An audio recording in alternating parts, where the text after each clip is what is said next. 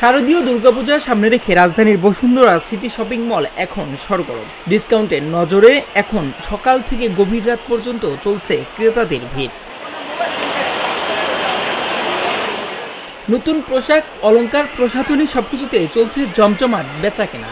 দোকানিরা বলছেন এবছর বিক্রি আগের চেয়ে অনেক ভালো। শেষ বাজারটা যাবে শুক্রবারে পূজার, আর পূজা যেহেতু শুরু হবে 26 তারিখ থেকে পূজা, তো এর আগে কেনাকাটা শুরু হয়ে গেছে। আমরা সামনে শুক্রবারে অনেক ভালো কাস্টমার ছিল আমাদের মার্কেটে। আসবে, এখনো বিকেল হয়নি, তো বিকেল হলে মার্কেটটা জমে ওঠে। কিন্তু কিছু দোকান মালিক বলছে ক্রেতার উপস্থিতি নেই বললেই চলে। আসলে এইবারে পুজোতে বেচা কেনা টোটালি লাস্ট ইয়ার থেকে তুলনামূলক কম। আমরা কাস্টমার কম পাচ্ছি এবছর।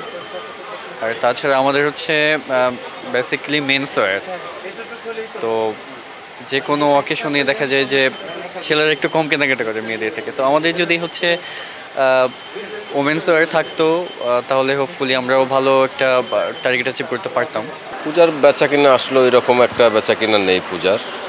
নর্মাল যেটা হয় হচ্ছে না একটু ভালো আর কি, এছাড়া কোনো বেচা কিনা নেই পূজার।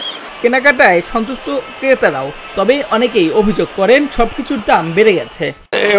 মোটামুটি ডিসকাউন্ট বেশি, তবে দাম বাড়িয়ে তো ডিসকাউন্ট দেয়, দাম কমে তার ডিসকাউন্ট দিচ্ছে না। আমাদের সবার কাছেই খুব ভালো লাগছে এবং খুব ভালো কালেকশন, নিলে ভালোই হয়, খারাপ হয় না। পূজার কেনাকাটাকে কেন্দ্র করে শুধু বসুন্ধরা সিটি নয়, রাজধানীর প্রায় সব শপিং মলেই চলছে ক্রেতাদের উপচে পড়া ভিড়।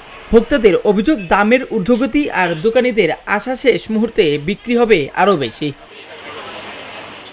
রাকিব আলী, ঢাকা জার্নাল।